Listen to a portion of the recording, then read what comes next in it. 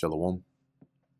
First and foremost, I want to give all praises, honor, and glory to Yahweh, Bahasham, Yahweh Shai, Bahasham, Recha Akodash. Double honors to the elders and the apostles of Great Millstone, and peace and blessings to the elect. And today we're going to go into the book of Jeremiah, the 52nd chapter, which is the last book, or the last chapter in the book of Jeremiah. And this pretty much just recounts what ended up happening, at the end of everything. And how the Lord made good on his threat or his warnings that he would destroy Jerusalem and carry them away captive for their disobedience to him. So the fall of Jerusalem, this is Jeremiah chapter 52, verse 1. Zedekiah was 21 years old when he began to reign, and he reigned 11 years in Jerusalem. And his mother's name was Hamutal, the daughter of Jeremiah of Libnah. Once again, this is not Jeremiah the prophet. And he did that which was evil in the eyes of the Lord Yahweh, according to all that Jehoiakim had done. For through the anger of the Lord Yahweh it came to pass in Jerusalem and Judah, till he had cast them out of his presence, that Zedekiah rebelled against the king of Babylon. So remember that Nebuchadnezzar had taken Jehoiakim, right, which was the son of Jehoiakim, as captive to Babylon, and set up Zedekiah as a ruler, like a puppet ruler, you could say, right, one that was under him, or a vassal.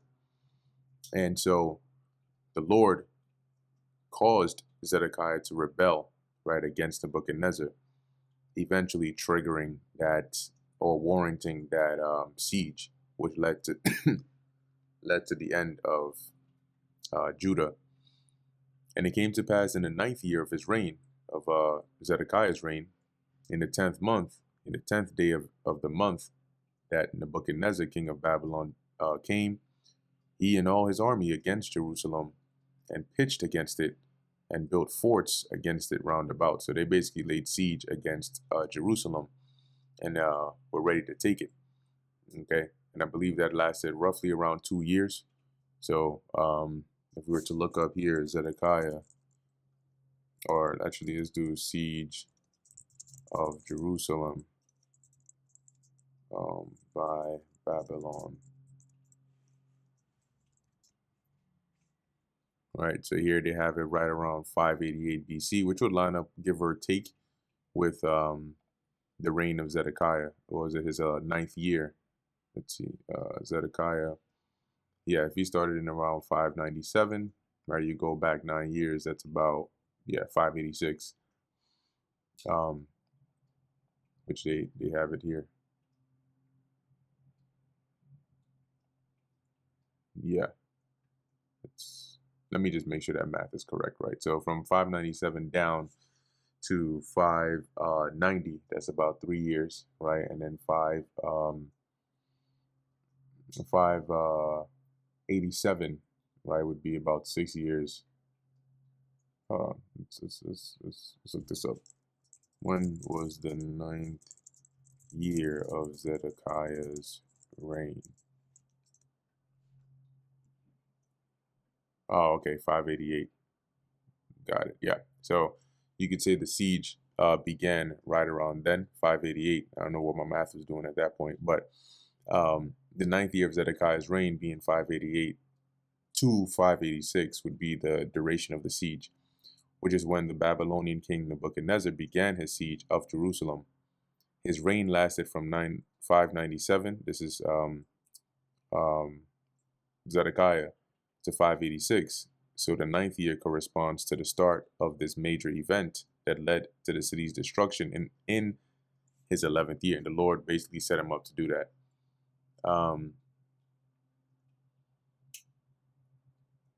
So going back to Jeremiah 52, verse 5. So the city was besieged unto the 11th year of King Zedekiah. And in the 4th month, in the 9th day of the month, the famine was sore in the city. And that's one of the main ways that you get got in a siege. Your food supply is cut off, and eventually you starve. And then the people would either surrender or become too weak to defend their walls, that the enemy could scale it.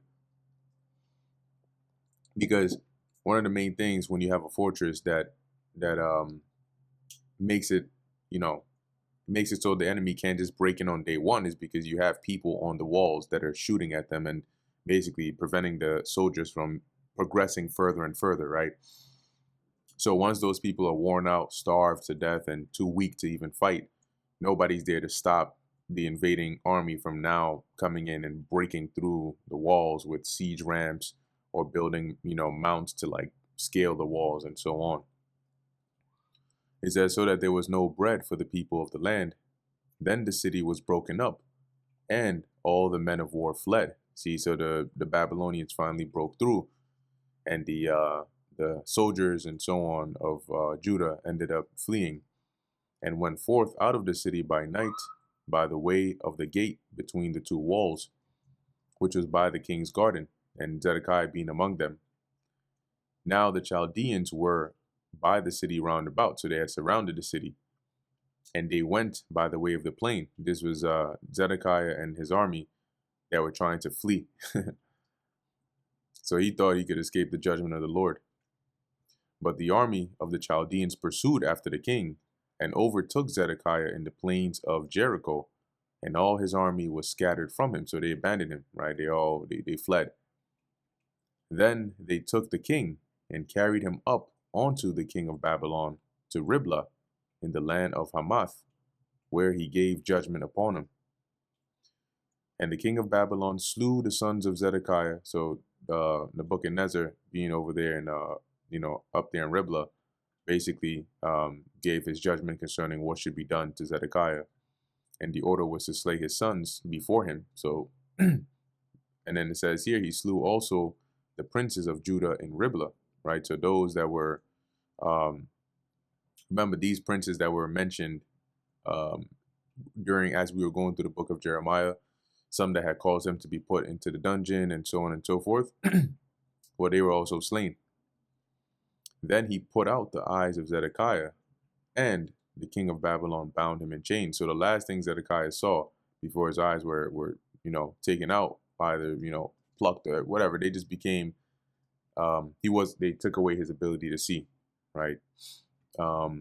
And so the last thing he saw was the slaying of basically his relatives and his sons. And then they carried him, as it says, bound him in chains and carried him to Babylon and put him in prison till the day of his death. Because remember, Jeremiah did tell him that he wouldn't die by the sword, right? But rather, he would be sent, in this case, to Babylon, and that's where he would be until he died. Now in the 5th month, in the 10th day of the month, which was the 19th year of Nebuchadnezzar, king of Babylon, came Nebuzaradan, captain of the guard, which served the king of Babylon into Jerusalem. So being one of the let's say like the generals or high-ranking officers in Nebuchadnezzar's army, he basically comes into Jerusalem and burned the house of the Lord Yahweh and the king's house and all the houses of Jerusalem and all the houses of the great men burned he with fire. So you can imagine the entire city, just fires everywhere. Now this, as we get account in First Ezra, the 4th chapter, the Edomites also had a hand in this. Okay, it's mentioned here, First Ezra chapter 4, and I believe this was when Zerubbabel was making petition to Darius to say as a reward for winning the contest of who could have the wisest saying, he wanted decree to be made so they can go and rebuild the temple. Then said he unto the king, remember thy vow which thou hast vowed to build Jerusalem in the day when thou camest into thy kingdom, and to send away all the vessels that were taken away of Jerusalem, which Cyrus set apart when he vowed to destroy Babylon, and to send them again thither. Thou also hast vowed to build up the temple, which the Edomites burned when Judea was made desolate by the Chaldees, i.e. the Babylonians. And that's what we're reading of here, right, when they actually did that. So that's how we know that, you had the Edomites that played a role in there. and all the army of the Chaldeans that were with the captain of the guard break down all the walls of Jerusalem round about. So this is also why during the time of Nehemiah, the Lord put the spirit on him to have to come back to Jerusalem to rebuild the walls because they were completely broken down. Then Nebuzaradan, the captain of the guard, carried away captive certain of the poor of the people, and the residue of the people that remained in the city, and those that fell away, that fell to the king of Babylon. And by falling away, it means those that defected or willingly surrendered to basically to go to the side of the Babylonians to avoid bloodshed, and the rest of the multitude. But Nebuzaradan, the captain of the guard, left certain of the poor of the land for vine dressers and for husbandmen. And we read about this in a previous chapter here, who he committed these people to the charge of Gedaliah, right, whom the Babylonians had made governor. And then after hearing that, you had the Jews that had fled to the neighboring regions coming back into the land to dwell with Gedaliah, the remnant over there, the same Gedaliah who was slain by Ishmael. Verse 17, also the pillars of brass that were in the house of the Lord Yahweh, and the bases and the brazen sea that was in the house of the Lord.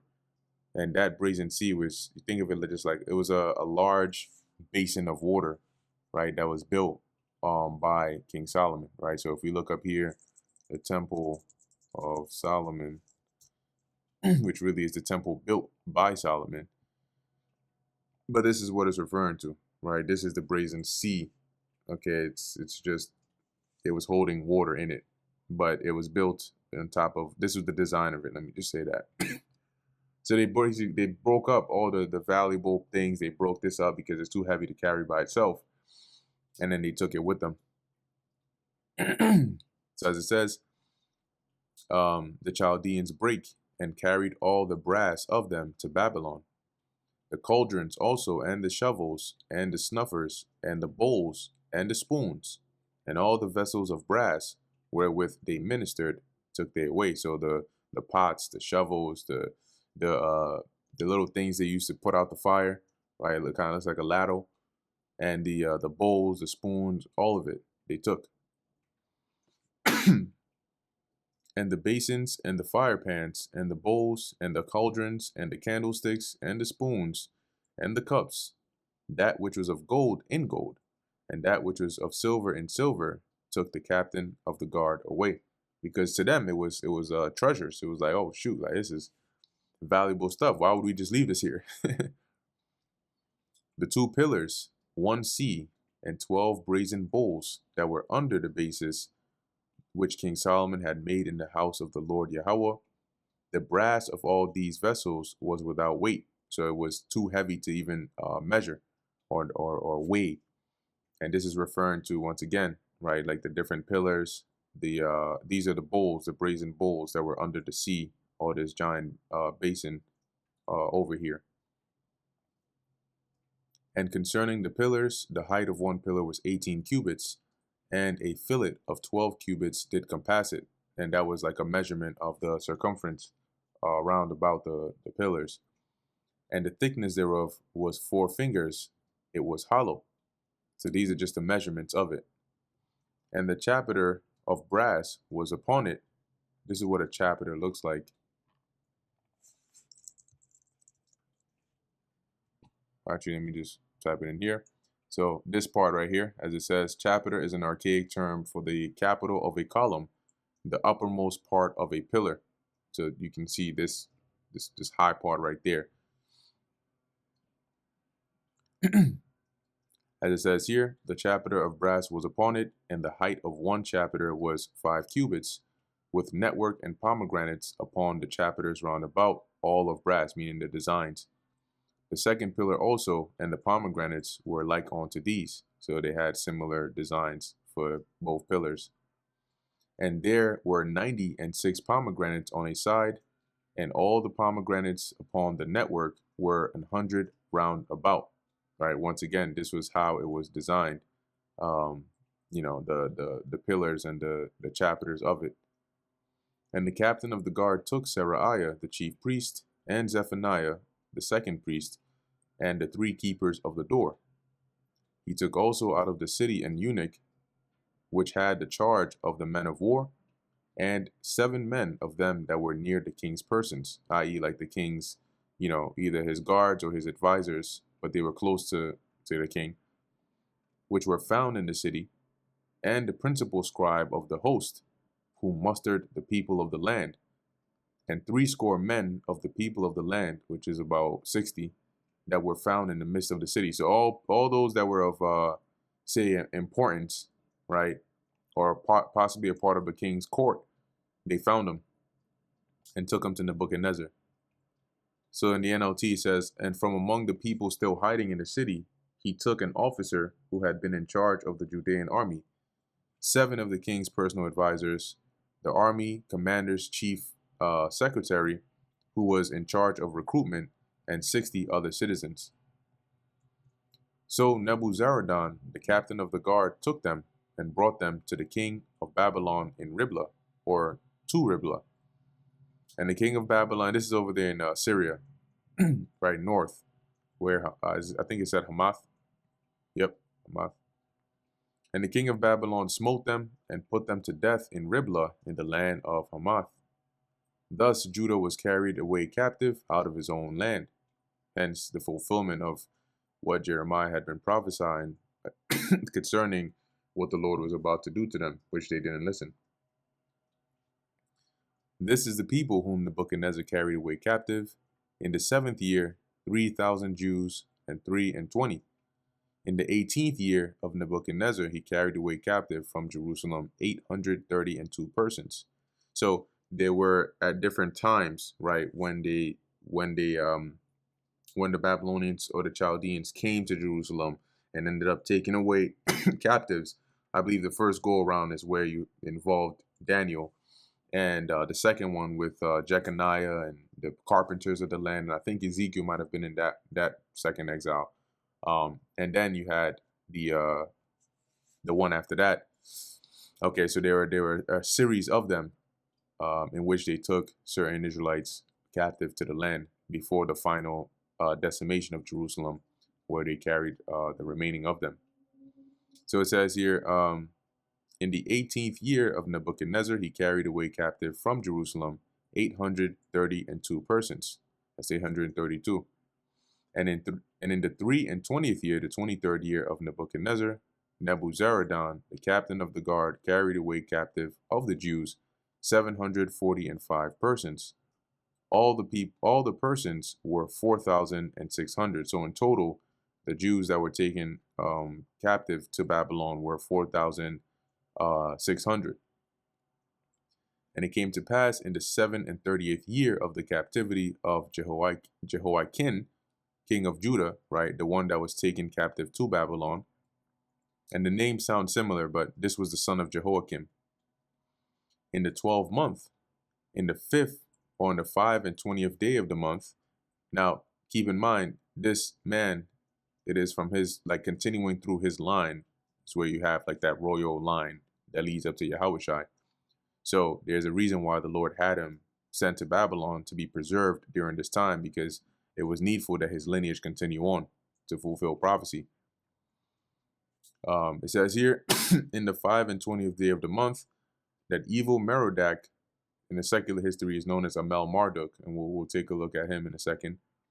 King of Babylon, right? I believe he was the son of Nebuchadnezzar, basically succeeded him as the next king. In the 1st year of his reign, lifted up the head of Jehoiakim, king of Judah, and brought him forth out of prison. So the Lord put the spirit on this evil Merodach to release Jeconiah or Jehoiakim from prison and take care of him. And spake kindly unto him, and set his throne above the throne of the kings that were with him in Babylon. So he gave him a high position to where he would be taken care of. And changed his prison garments, and he did continually eat bread before him all the days of his life. So there were rations prepared for him, and he was basically well cared for. As for his diet, there was a continual diet given him of the king of Babylon, every day a portion until the day of his death, all the days of his life. And this is actually recorded in secular history. So this is on Amel Marduk. It says here, the meaning is man of Marduk. In the scriptures, he's referred to as evil Merodach, but it's the same person.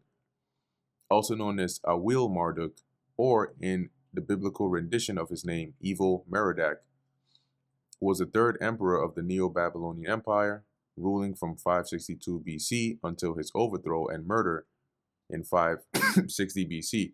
It says third because they considered the first to be Nabopolassar, the father of Nebuchadnezzar, which will make Nebuchadnezzar the second, and Amel Marduk the third. He was the successor of Nebuchadnezzar II on account of the small number of surviving cuneiform sources.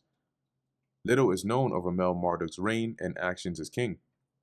Amel Marduk, originally named Nabu Shum Ukin, was not Nebuchadnezzar's eldest son, nor the oldest living son at his appointment as crown prince and heir. So it's not like it was expected for him to come up on the throne, because usually it would be the eldest son. But it's the Lord set it up, in such a way because he would be the one that the Lord would put the spirit upon to actually release Jeconiah, right, to preserve him. It is not clear why Amel Marduk was appointed by his father as successor, mainly since there appear to have been altercations between the two, possibly involving an attempt by Amel Marduk to take the throne while his father was still alive. After the conspiracy, Amel Marduk was imprisoned, possibly together with Jeconiah, same as Jehoiakim, so just another name for him, the captured king of Judah. Nabu Shum Ukin changed his name to Amel Marduk upon his release, possibly in reverence for the god Marduk, which is one of the deities of the Babylonians. Amel Marduk is remembered mainly for releasing Jeconiah after 37 years of imprisonment, and I think the scriptures mention that. It came to pass in the 7th and 30th year of the captivity of Jeconiah, or Jehoiakim. Amel Marduk is also known to have conducted some building work in Babylon and possibly elsewhere, though the extent of his projects is unclear. The Babylonians seem to have resented his rule, as Babylonian sources after his reign describe him as incompetent. In 560 BCE, he was overthrown and murdered by his brother-in-law, Neriglissar, who thereafter ruled as king. Now, I want to see if they'll mention the records that they found of the rations for that were set aside for Jeconiah. Let's actually look up maybe Jeconiah. Let's see here. Okay, archaeological findings. Yeah, it says here, during his excavation of Babylon in 1899 to 1917, Robert Coldaway discovered a royal archive room of King Nebuchadnezzar near the Ishtar Gate. It contained tablets dating to 595 to 570 BCE. The tablets were translated in the 1930s by the German Assyriologist Ernest Weidner. 4 of these tablets list rations of oil and barley given to various individuals, including the deposed king Jehoiakim, by Nebuchadnezzar from the royal storehouses, dated 5 years after Jehoiakim was taken captive. So they found actual rations here that were set for Jehoiakim. One tablet reads, 10 silla of oil to the king of Judah, Yahukin, 2.5 silla, which is oil, to the offspring of Judah's king, 4 silla to 8 men from Judea. Look at that. So, I mean, go and refute that. Another reads 1.5 silla for 3 carpenters from Arvad, 1.5 apiece, 11.5 silla for 8 woodworkers from Biblios, and I think there's a bit more.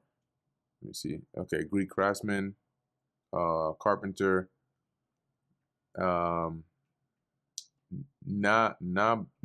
Nabuader 10 sila to Lakuuki or Lakuukinu, the son the son of Judah's king.